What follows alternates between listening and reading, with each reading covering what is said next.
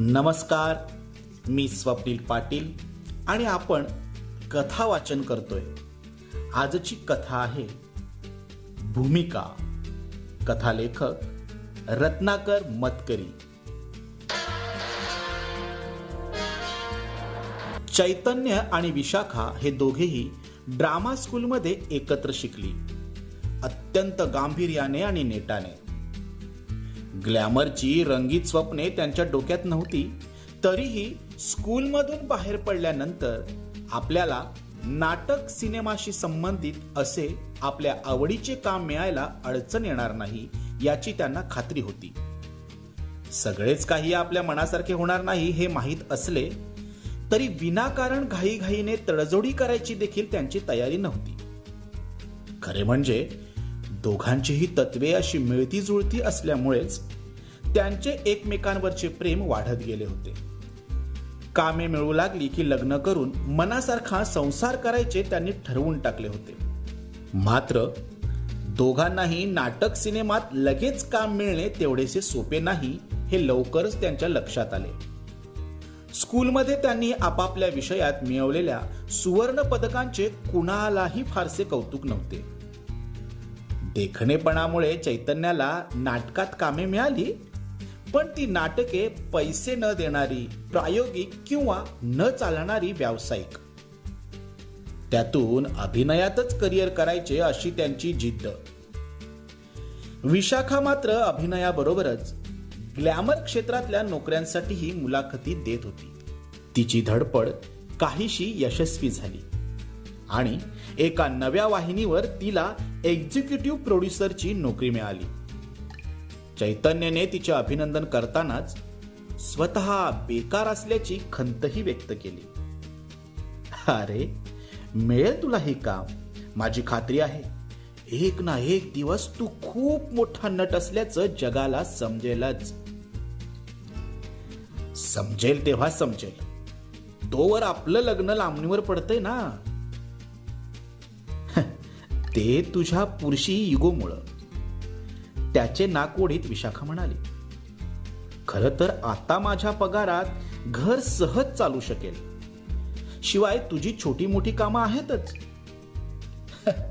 पण ते तुझ्या पुरुषी वर्चस्वाच्या कल्पनेत बसत नाही ना. विशाखाचे म्हणणे अगदीच खोटे नव्हते. तरीही तिला नोकरी मिळाली याचा चैतन्याला मनापासून आनंद झाला. दोघांनी मग बरिस्तामध्ये पोटभर खाऊन तो सेलिब्रेटही केला. या मेजवानीचे बिल अर्थातच चैतन्यने दिले, एका मालिकेच्या नुकत्याच वटलेल्या चेकमधून. कलावंतांच्या आयुष्यात बऱ्याचशा गोष्टी अचानक घडत असतात. तसेच अचानक एका थिएटरच्या बाहेर ज्येष्ठ समीक्षक साने चैतन्याला भेटले आणि जवळजवळ ओढतच त्याला प्रोड्युसर मानकामेंच्या त्याच इमारतीमधल्या ऑफिसमध्ये घेऊन गेले.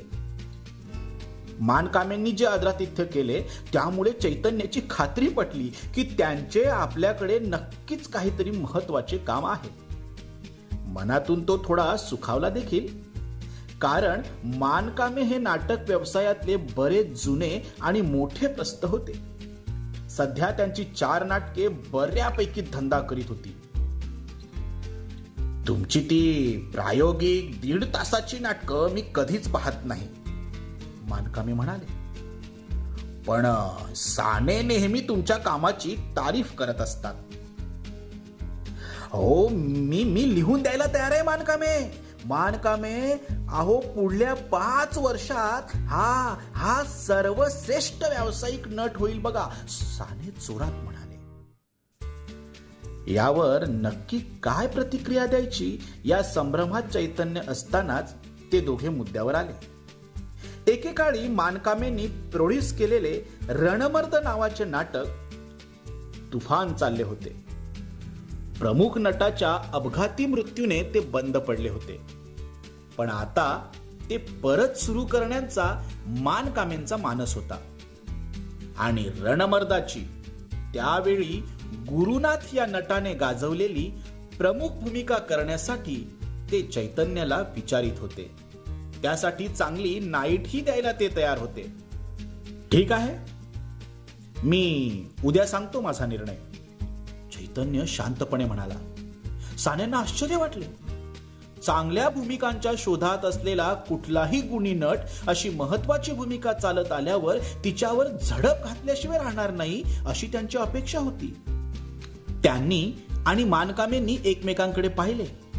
काहीच प्रतिक्रिया न देता मानकामेंनी आपले कार्ड चैतन्याच्या हातावर ठेवले. चैतन्य निघून गेल्यावर मात्र ते म्हणाले, या आजकालच्या नटांना कशाचीच किंमत नसते. रणमर्द मधला टायटल रोल आपल्याला विचारला आहे हे कळल्यावर विशाखाला खूप आनंद होईल. रणमर्द मधला टायटल रोल आपल्याला मिळाला आहे हे कळल्यावर विशाखाला खूप आनंद होईल अशी चैतन्याची कल्पना होती. पण त्या उलट ती थोडी विचारात पडल्यासारखी दिसली. का ग, काय झालं? विचारातशी पडलीस? त्याने विचारले. नको घेऊ का मी ती भूमिका? नको? नको कसं म्हणू? After all it's a big break. मग मला काळजी वाटते. गुरुनाथांनी एवढ्या उंचीवर नेऊन ठेवलेली ती भूमिका साहजिकच तुझी त्यांच्याशी तुलना होणार. त्यात तू बिलकुल कमी पडणार नाहीस मला माहिती आहे. पण तुला त्या भूमिकेत रुळायला थोडा वेळ लागेल. हे लक्षात न घेता प्रेक्षक तुझ्या पहिल्या प्रयोगातल्या अभिनयाची तुलना थेट गुरुनाथांच्या शेवटच्या प्रयोगाशी करतील. ती भीती आहेच. शिवाय नाटक ऐतिहासिक, त्याला सुटेबल अशी गुरुनाथांची शैली, थोडी लाऊड म्हणून लोकप्रिय. आणि ड्रामा स्कूलमध्ये आपल्याला शिकवलंय की लो काम करायला. त्या शैलीत ऐतिहासिक भूमिका केलेली चालणार आहे का रणमर्दच्या प्रेक्षकांना? विशाखा म्हणाली. दोघांनी खूप वेळ विचार केला. इतक्या उशिरापर्यंत त्यांचा उहापोह चालला होता की त्यांचे नेहमीचे जेवणाचे हॉटेल बंद होऊन गेले. शेवटी त्यांना एका सरदारजीचा धाबा उघडा मिळाला. पण तिथे जाऊन चिकन चुलबुली आणि नानचा फडशा उभेपर्यंत त्यांचा निर्णय ठरला होता. रणमर्द करायचा. चालून आलेल्या संधीला नाकारण्याचा करंटेपणा करायचा नाही. त्यात रिस्क होतीच, पण there is a no theatre without risk. हे त्यांना ड्रामा स्कूलमध्ये शिकवलं नव्हतं का? चैतन्य रणमर्द करायला तयार झाला हे कळल्यावर सान्यांचा जीव भांड्यात पडला. मानकामेंनी दिग्दर्शकांबरोबर तालमींच्या तारखा ठरवल्या. मनातून त्यांनी पहिल्या प्रयोगाच्याही तारखा ठरवल्या. चैतन्याने त्याच्या अभ्यासू वृत्तीप्रमाणे लगोलग रणमर्दचे पुस्तक मिळवले आणि भूमिकेच्या अभ्यासाला सुरुवात केली. भूमिका थोडी शब्दबंबाळ पण जबरदस्त होती.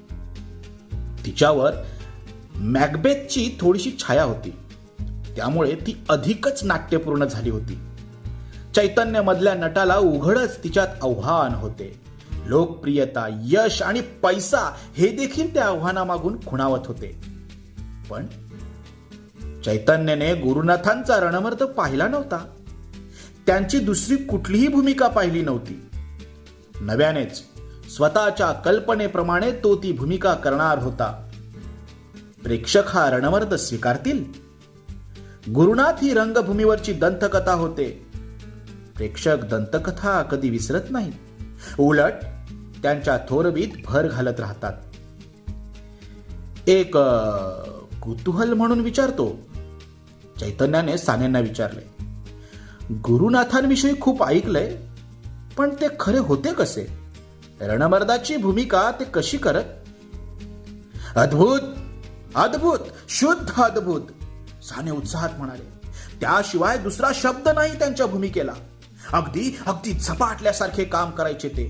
त्यांचा रंगमंचावरचा वावर असा इलेक्ट्रिफाईंग असायचा की पाहणारा भान हरपून पाहताच राहायचा. एखाद्या नशेत असल्यासारखे भासायचे गुरुनाथ. आणि हे अगदी पहिल्या प्रयोगापासून. कमाल आहे. साधारणपणे नटाला काही प्रयोगानंतरच भूमिका सापडते. म्हणून म्हणतो हे सगळं अद्भुत होतं. पहिल्याच प्रयोगात रणमर्द जसा काही त्यांच्या अंगात संचारला, मी हजर होतो ना त्या प्रयोगाला, साने म्हणाले. प्रयोग विलक्षण रंगला होता. म्हणजे हे फार सामान्य वर्णन झाले. प्रयोगाने एक जादुई वातावरण तयार केले होते आणि प्रत्येक प्रेक्षकाचे मन नाट्यगृह सोडून त्या वातावरणात मिसळून गेले होते. रंगमंचावरच्या गूढ काळोखात नगराच्या वेशीचा आकार पुसटसा दिसत होता. दूरवर नक्षत्रांकित आकाशाला काळेशार डोंगर टेकलेले होते. एका कोपऱ्यात एकाच तीव्र प्रकाश झोतात रणमर्द उभा होता, एक पाय दगडावर ठेवून विचार करीत. त्याच्या अंगावर योद्ध्याचा अगदी शिरस्त्राणा सकट पोशाख होता. मध्यम उंची असूनही रुंद बांध्यांमुळे आणि ठळक रूप, तेजस्वी डोळे यांच्यामुळे त्या शरीरावर तो शोभून दिसत होता. एका कोपऱ्यात उभे राहून स्वगत म्हणणाऱ्या त्या नटाने जणू अवघा रंगमंच व्यापून टाकला होता. प्रेक्षक त्याचे ते राजबिंडे दर्शन डोळ्यात भरून घेत होते आणि कानांचे प्राण करून त्यात शब्द साठवून घेत होते. राज्य प्राप्तीसाठी मी ज्या पिशाच्यांची मदत घेतली ती मला भारून टाकत आहेत, की माझ्याच मनात निर्माण झालेला हा लोभाचा संबंध माझ्या मानगुटीवर बसून पाहत आहे. माझ्या आयुष्याचा पट विणणाऱ्या नक्षत्रांनो, सांगा मी कुठल्या मार्गाने जावं. वाटेत येणाऱ्या प्रत्येकाला महत्वाकांक्षेचा अडसर समजून कापून काढावं, की सहिष्णुतेच्या विचारानं जगण्याच्या व्यवहारात महत्वाकांक्षेला दुय्यम स्थान द्यावं. समजा तसं केलं तर माझ्या नेतृत्वाला मुकणाऱ्या या सामंत नगरीचे काय होईल? सांगा नक्षत्रांनो, या रणमर्दाला सांगा की या अंधाऱ्या प्रदेशात रणमर्दानं कुठल्या दिशेनं पाऊल ठेवावं. सांगा माझ्या आदी पूर्वजांनो, सांगा. अत्यंत उत्कटतेनं ही विनवणी करीत रणमर्दाने हात पसरले. त्याने मान उंचावताच प्रकाश झोतात एक किरण थेट त्याच्या डोळ्यांवर पडला. त्याची नजर साक्षात्कार झाल्यासारखी चमकली. प्रकाश झोत विझत गेला, सावकाश अंधारात गेले. पडताच संपूर्ण काळोख झाला. पहिला अंक संपला. प्रेक्षक भानावर आले. त्यांनी टाळ्यांचा कडकडाट करून नाट्यगृह डोक्यावर घेतले. पडदा पडलेला असतानाच आत स्टेज लाईट्स लागले. पुढच्या अंकाच्या तयारीसाठी बॅकस्टेज वर्कर्स स्टेजवर घुसणार इतक्यात त्यांना कोणीतरी अडवले, थांबवून ठेवले. कारण अजून गुरुनाथ तिथेच बसून होते, एका कोपऱ्यात लाकडी दगडावरच, आपल्या तंद्रीत सुन्न होऊन. तोवर त्यांचा चाहता वर्ग आत शिरला होता. त्यांच्यावर ग्रेट, अप्रतिम, सर्वश्रेष्ठ अशी स्तुती सुमने ओढळू लागला होता. पण गुरुनाथांना जणू काही ऐकूच येत नव्हते. कोणीतरी पाण्याचे भांडे समोर केले, तेही त्यांनी घेतले नाही.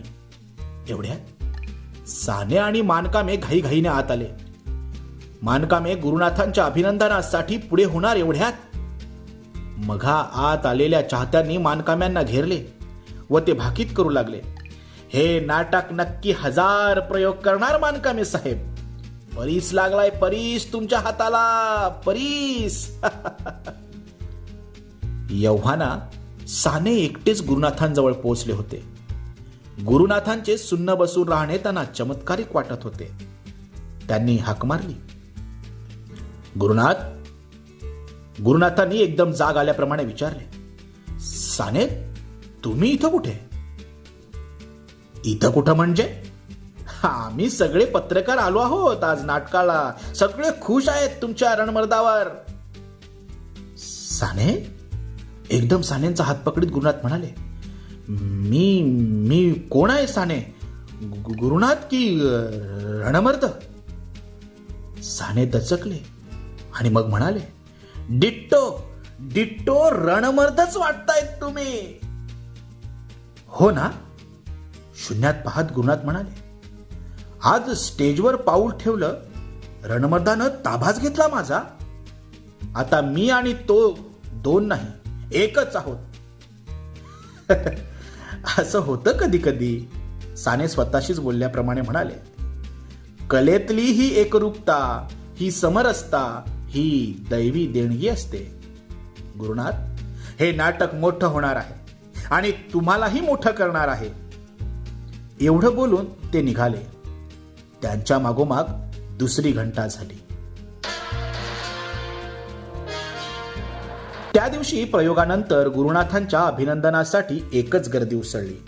मानकामे तर कृतार्थ होऊन गेले होते. गुरुनाथांना कुठे ठेवू आणि कुठे नको असे त्यांना झाले होते.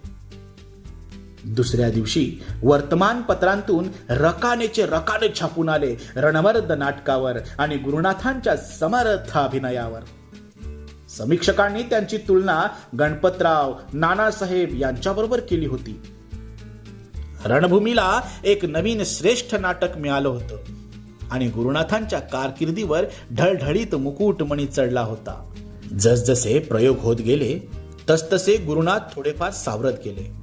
म्हणजे पहिल्या प्रयोगाच्या वेळी जसा त्यांना आपण रणमर्दच असल्याचा साक्षात्कार झाला होता, त्यातून ते थोडे बाहेर आले, पण थोडेच. त्यांची रणमर्दाची नशा कमीच होईना. लहान सहान हालचाल करताना देखील रणमर्द ती कशी करील हाच विचार त्यांच्या मनात यायचा. त्यामुळे त्यांचा एरवीचा मोकळेपणा कमी होत गेला.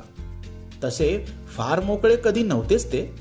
नेहमी गंभीर आपल्याच विचारात असायचे. पण आता त्या गंभीरपणात रणमर्दाच्या बेरींची भर पडली. 150 प्रयोग झाले. इतक्या प्रयोगात गुरुनाथांनी कधी एका शब्दाचीही चूक केली नाही. तरीही प्रयोगाआधी ते संवाद पुटपुटून पाहत, जणू ते रणमर्दाला आवाहन करीत. अभिनय म्हणजे नटाने आपल्या शरीरात परक्या व्यक्तीला करू दिलेले वास्तव्यच असते. दुसऱ्या काल्पनिक व्यक्तीला थोड्या वेळासाठी आपल्या शरीरात राहू द्यायचे, त्याचे विचार, त्याचे शब्द, त्याचे मन सगळे थोडा वेळ आपलेसे करायचे. पण गुरुनाथ त्याही पलीकडे गेले होते. ते एकरूपच झाले होते रणमर्दाबरोबर. रंगभूषा केली आणि पोशाख चढवला की त्यांचा स्वतःचा अवतार संपत असे. गुरुनाथ जणू मागच्या मागे आपण सोडून ठेवलेल्या कपड्यात जाऊन बसत आणि संवादाचे मंत्र पुटपुटताच रणमर्द त्यांच्या जागी अवतरत असे. हळूहळू हे वाढतच चालले. रणमर्दाचा संचार आता रंगमंचा बाहेरही होऊ लागला होता. एके दिवशी असेच झाले. प्रयोग संपला. गुरुनाथांनी कपडे बदलले आणि ते घरी जायला निघाले. बाहेर पडणार एवढ्यात म्हणाले, सामंत नगरीतला नेहमीचा जल्लोष गेला कुठे, की आमच्या भवितव्यासारखी तीही शून्य झाली. कुणीतरी निदान मृत्यू घंटेचे टोळे द्या. 1, 2. मॅनेजर जाधव जवळच उभे होते. ते चमकले. तेवढ्यात मेकअप मन नानाजी तिथे आले. नानाजींचे गुरुनाथांवर आदर मिश्रित प्रेम. गुरुनाथ जणू त्यांचे दैवतच. त्याने आणि जाधवांनी मिळून काही बाही बोलून गुरुनाथांची तंद्री उडवली. ते नॉर्मल बोलू लागले. पण वाटेत पुन्हा काहीतरी होईल म्हणून जाधवांनी सरदारांच्या भूमिका करणारी 2 मुले तिथे घुटमळत होती. त्यांना एकूण प्रकाराची कल्पना देऊन गुरुनाथांबरोबर घरी पाठवले. गुरुनाथांची पत्नी गौरी त्यांची वाट पाहत जागीच होती. गुरुनाथांच्या सोबतीला 2 जण आल्याचे पाहून ती घाबरली. काय झाले असेल? गुरुनाथ दारूच्या थेंबालाही स्पर्श करीत नसत. मग तब्येत बिघडली की काय? की कुणी हल्लाबिल्ला केला? घरी येऊन पोहोचताच गुरुनाथ प्रसन्नपणे हसून म्हणाले, वा, घरी येऊन पोहोचलो. राज्याच्या नाठाळाहून नाठाळ शत्रूंना नामोहरम करून सामंत नगरीत परत सन्मानानं प्रवेश करण्याच्या ज्या स्वर्गीय क्षणाची आम्ही वाट पाहत होतो, तो अखेरीस आला म्हणायचा. त्या दोघांनी सगळा प्रकार गौरीला सांगितला. पण त्यामुळे तिची भीती कमी होण्याऐवजी अधिकच वाढली. तिने विचारले, हा प्रकार झाला तेव्हा मानकाने तिथे होते? नाही म्हणजे प्रयोगाला आले होते, पण ते कधीच शेवटपर्यंत थांबत नाहीत. तिने दोघांचे आभार मानले. त्यात काय, गुरुनाथांची सेवा हे आमचं भाग्यच, आभार कसले, असे म्हणून ते दोघे निघून गेले. गौरी गुरुनाथांजवळ गेली, म्हणाली, लवकर जेवून घ्या आणि झोपा. नको, जेवावंसं नाही वाटत, गुरुनाथ म्हणाले. त्या अमानुष शक्तीच्या प्रभावाखाली आलेल्या कुणाला अन्नपाणी गोड लागेल काय? गौरीनं त्यांची कशीबशी समजूत घातली. त्यांना जेवायला भाग पाडले. एव्हाना ते पुन्हा नॉर्मल झाले होते. गौरीनं त्यांना आडवे व्हायला सांगितले.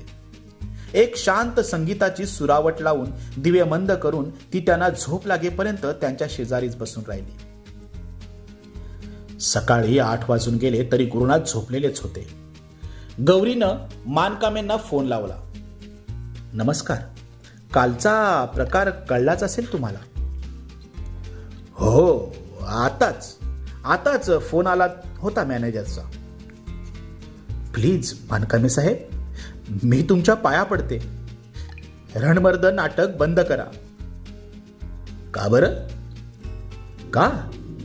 या भूमिकेत साहेबांना काहीशी शारीरिक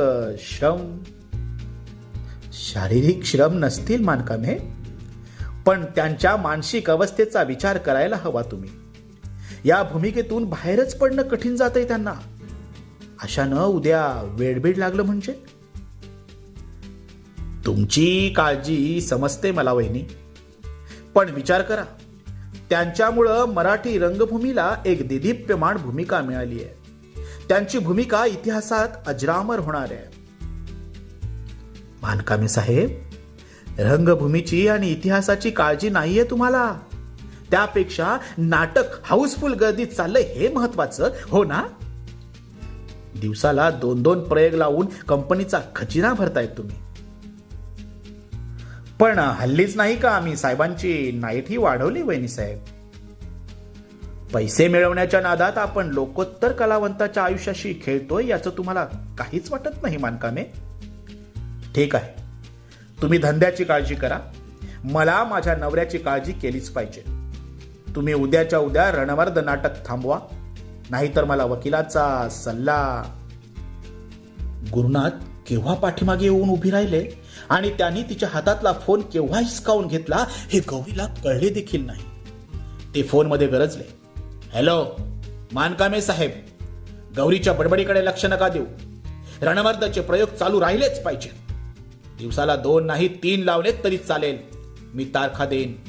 हे नाटक कधीच थांबता कामा नये. एव्हाना गौरी फणकाऱ्याने बेडरूम मध्ये निघून गेली होती. गुरुनाथ बेडरूम मध्ये गेले आणि अगदी तलम आवाजात म्हणाले, तुला समजत कसं नाही गौरी? अगं, रणमर्दाची भूमिका हा माझा प्राण आहे. ती बंद झाली तर मी जगूच शकणार नाही. मग मी काय करू? गौरी काकुळतीला येऊन म्हणाली, मला तुम्ही हवेत, रणमर्द म्हणून नाही, माझे पती म्हणून. आणि ती त्यांना मिठी मारत रडत सुटली. नाटक संपत आले होते. नानाजी मेकअपचे सामान भरून ठेवीत होते. इतक्यात गुरुनाथ घाईघाईने आले आणि म्हणाले, नानाजी, माझा टिळा सारखा करा जरा. मग हा कपाळावर हात घेतला तेव्हा फासटला गेला. नानाजींनी टिळा सारखा केला. त्यांच्या असिस्टंटने रामने गुरुनाथाला प्यायला पाणी दिले. भांडे धरलेले हात थरथरताना पाहून नानाजींनी विचारले, गुरुनाथजी, बरं वाटतंय ना तुम्हाला? हो तर, कधी नव्हे ती इतकी मजा येते आज. हे एवढे म्हणून गुरुनाथ निघालेच. नानाजी काळजी वाटून म्हणाले, स्वतःला सांभाळा. आज रणमर्दमध्ये जरा जास्तच झोकून दिले तुम्ही स्वतःला. हे कुणाला सांगताय तुम्ही नानाजी? गुरुनाथ हसून म्हणाले, गुरुनाथला की रणमर्दाला. आणि ते स्टेजच्या दिशेने झेपावले. आज काही लक्षण वेगळंच दिसतंय जाधव. नानाजी मॅनेजरला म्हणाले, गुरुनाथांची तब्येत मुळीच ठीक नाहीये. तुम्ही डॉक्टरांना घेऊन आलात तर बरे होईल. मॅनेजरला पिटाळून नानाजी घाईघाईने स्टेजकडे गेले आणि जाऊन विंगेत उभे राहिले. तिथून नाटकातला शेवटचा प्रयोग चाललेला व्यवस्थित दिसत होता, रणमर्द आणि मोहिनी यांचा. नानाजींना भास झाला की गुरुनाथांच्या किंचित झोकांड्या जात आहेत. आताच घाम टिपला होता, तरीही आता चेहरा घामाने डबडबलाय. आता 5-10 मिनिटांचाच प्रश्न होता म्हणा. या प्रवेशात रणमर्द खंजीर खुपसून घेतो आणि त्याचा अंत होतो. मोहिनी त्याचे डोके मांडीवर घेते. बस एवढंच. जवळच रेकॉर्डर ऑपरेटर बसला होता. नानाजींना त्याचे संगीत अगदी जवळून ऐकू येत होते. मात्र रंगमंचावरील पात्रांचे संवाद नीट ऐकू येत नव्हते. नुसत्या ओठांच्या हालचाली दिसत होत्या. तरी म्हणा, नानाजींना संवाद ऐकू येण्याची गरजच नव्हती. सगळे नाटक त्यांना शब्दशः पाठ होते. आणि अखेर आला. नाटकाचा उत्कर्ष बिंदू आला. रणमर्दाने कमरेच्या भात्यामधून खंजीर बाहेर काढला. हात पूर्ण उचलला. वर टांगलेल्या स्पॉटच्या प्रकाशात खंजीराचे पाते चमकले. दुसऱ्या क्षणी तो हात खाली आला. खंजीर पोटात खुपसला गेला. एकदा, दोनदा, अनेकदा रेशमी अंगारख्यावरील रक्ताचा लाल भडक डाग विस्तारू लागला. मोहिनीचे काम करणारी नटी किंचाळली. अंधार झाला. थोडा अचानकच पडदा खाली आला. नाट्यगृहात टाळ्यांचा कडकडाट झाला. लोक उठून उभे राहिले. पडद्याच्या आत कोणीतरी लाईट्स ओरडले. दिवे लागले. विंग मध्ये उभी असलेली नानाजींसकट सारी मंडळी स्टेजवर शिरली. एवढ्यात मॅनेजरही डॉक्टरांना घेऊन आले. गुरुनाथांना हाका मारू लागले. पण ते उठेच ना. त्यांच्या शेजारी बसलेली नटी विलक्षण घाबरून उभी राहिली. रक्ताचे ओघळ आता रंगमंचावर सांडू लागले. पोटाशी लावलेल्या कापडी पिशवीत लाल शाही इतक्या प्रमाणात कधीच भरली जात नसे हे नानाजींना आठवले. आणि डॉक्टरांनी जाहीर केले, गुरुनाथ या जगात नसल्याचे. आणि पुढे